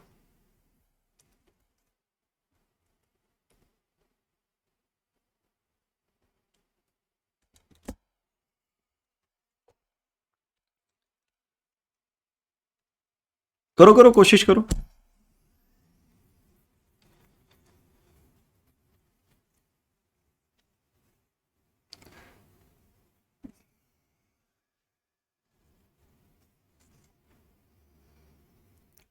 ऐसा नंबर जो 12 और 18 दोनों के टेबल पे आता हो, केयरफुल ऑब्जर्वेशन से पता चल रहा है 36 होगा। 36 होगा टोटल वर्क। 36 यूनिट्स काम है, 36 बॉक्सेस बनाने हैं, ये तीनों मिलके 12 दिनों में बनाते हैं, तो 36/12 डेली ये मिलके 3 बॉक्सेस बनाते होंगे। ठीक बात है।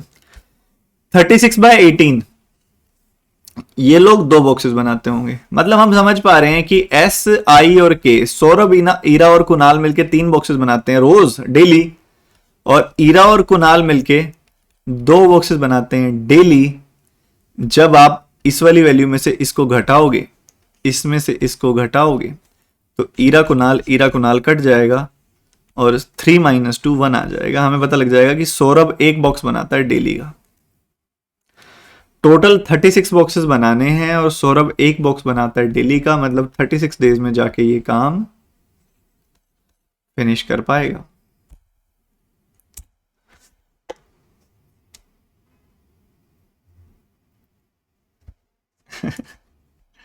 करो करो करो, हल्का सा लैंग्वेज के ऊपर ही खेल रहा है। बहुत सिंपल क्वेश्चन। आज मैंने कोशिश की है जितना सिंपल सवाल रखे जा सकते हो उतने सिंपल सवाल रखे हैं मैंने। कारण सीधा सही है कि आज हम कॉन्सेप्ट बिल्ड कर रहे हैं, आज हम ज्यादा लड़ाई नहीं करेंगे कॉन्सेप्ट से, आज हम ज्यादा लड़ाई नहीं करेंगे कॉन्सेप्ट से।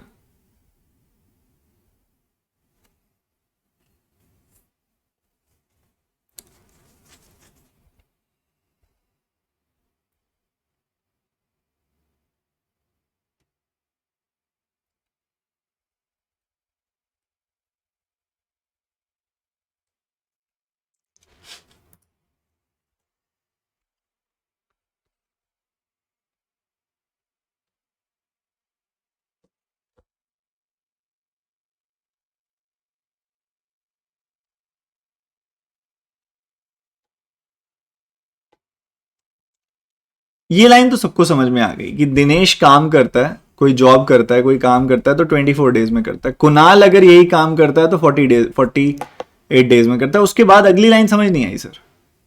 कह रहा है with a third person Raghav, with मतलब उसके साथ,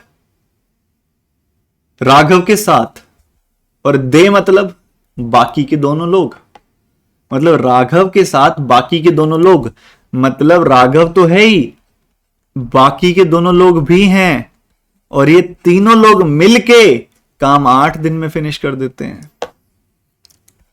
लाइन बड़ी इंपॉर्टेंट थी, लाइन बड़ी इंपॉर्टेंट थी। कहता है with a third person Raghav, मतलब राघव के साथ, राघव के साथ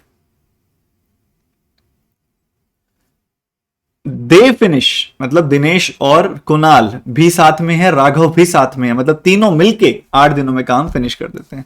ऐसा नंबर जो इन तीनों के टेबल पे आता हो, 24 के भी, 48 के भी, 8 के भी। अब देखो 24 के टेबल पे 48 तो आता ही है, 8 के टेबल पे भी 48 तो आता ही है, और 48 के टेबल पे भी 48 तो आता ही है। तो 48 इनका एलसीएम होगा, ऑब्वियस ऑब्वियस सा केस है। तो 48/24 करूंगा तो यहाँ 2 यूनिट काम हो रहा होगा, 48/48 करूंगा तो यहाँ 1 यूनिट काम हो रहा होगा, 48/8 करूंगा यहाँ 6 यूनिट काम हो रहा होगा। तो देखो हमें पता है कि आर डी के तीनों मिलके कितना काम करते हैं, 6 यूनिट, जिसमें से डी करता है 2 यूनिट, के करता है 1 यूनिट, तो राघव भी पता लग जाएगा करेगा 3 यूनिट। तो राघव अकेला 3 यूनिट काम करता है, राघव अकेला 3 यूनिट काम करता है, करना कितना है 48। राघव 3 डब्बे बनाता है, बनाने कितने हैं 48, तो 16 दिनों में बना देगा, 16 डेज में बना देगा जी वो, 16 डेज में वो ये काम फिनिश कर देगा। सिंपल सी बात। तो कैसी लगी आज की क्लास?